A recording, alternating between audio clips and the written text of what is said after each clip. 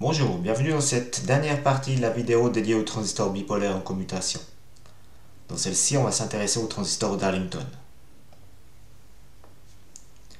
Le transistor d'Arlington est un assemblage de deux transistors qui a pour objectif d'obtenir un gain élevé. Donc on va prendre ici l'exemple d'un transistor d'Arlington NPN.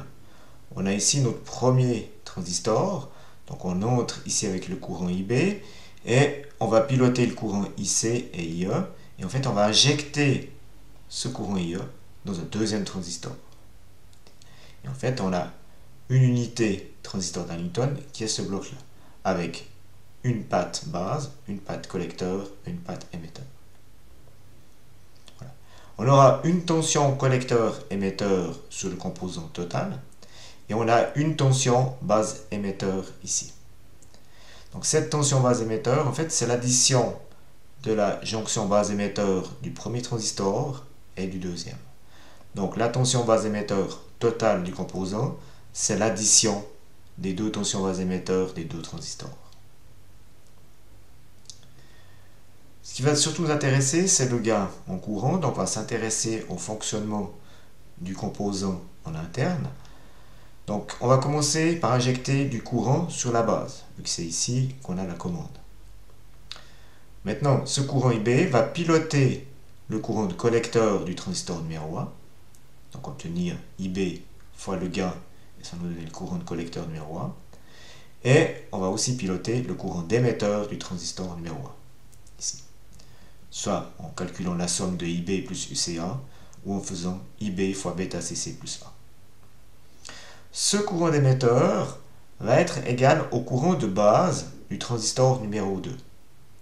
Donc ce courant d'émetteur va piloter le courant de collecteur du transistor numéro 2. Et au final, le courant de collecteur du composant total, ce sera égal au courant collecteur numéro 1 ajouté au courant de collecteur du composant numéro 2. Donc on a IC qui est égal à IC1 plus IC2. Et maintenant, si on place ici, on fait des substitutions avec les formules qui sont là en dessus, on obtient cette formule ici. Et au final, l'objectif c'est de sortir le gain du transistor complet. Donc IC sur IB. Et on obtient la valeur suivante pour le calcul de ce gain. C'est le gain du transistor numéro 1 fois le gain du transistor numéro 2 plus 1, le tout plus le gain du transistor numéro 2. Souvent, on va voir dans les livres une simplification, donc une approximation de la valeur réelle, qui est le gain du transistor numéro 1 fois le gain du transistor numéro 2.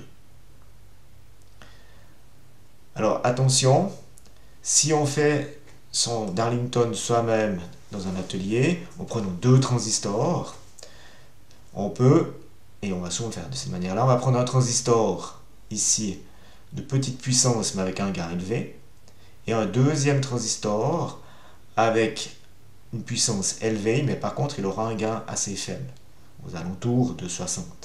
De ce fait-là, la formule qui est ici, l'approximation, on va être assez loin de la vérité.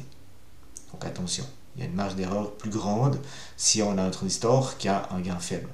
Et vu que ce composant-là va souvent l'utiliser pour la commutation, commuter des puissances élevées, dans ce cas-là, on a la formule ici qui n'est pas forcément très juste. Attention à ça. Mais on va souvent acheter le composant tout fait, et dans ce cas-là, le fabricant va directement vous donner le gain total. Dans ce cas-là, 750. Et vu que c'est fait pour la commutation, il va nous donner directement la valeur minimum. Ensuite, point qu'on peut voir dans cet extrait de la datasheet que j'ai mis ici, c'est la tension base émetteur. On dit souvent que la tension base émetteur, c'est 0,7 volts. Dans le cas ici, on devrait obtenir 1,4 volts. Alors, on est assez loin de cette valeur-là. Du moins qu'on a un composant de puissance. Pour vaincre une diode de puissance, il faut plus que 0,7 volts.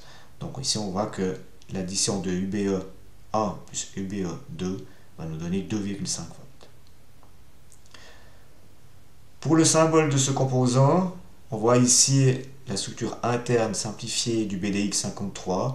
on voit nos deux transistors ici, on voit des résistances ici qui ont été ajoutées, et ici une diode de protection. Donc on va souvent voir ceci, vu que c'est souvent pour de la commutation, donc plutôt de la puissance. Voilà, cette vidéo met un terme à cette série de vidéos dédiées aux transistors en commutation. C'était une bonne journée. Au revoir.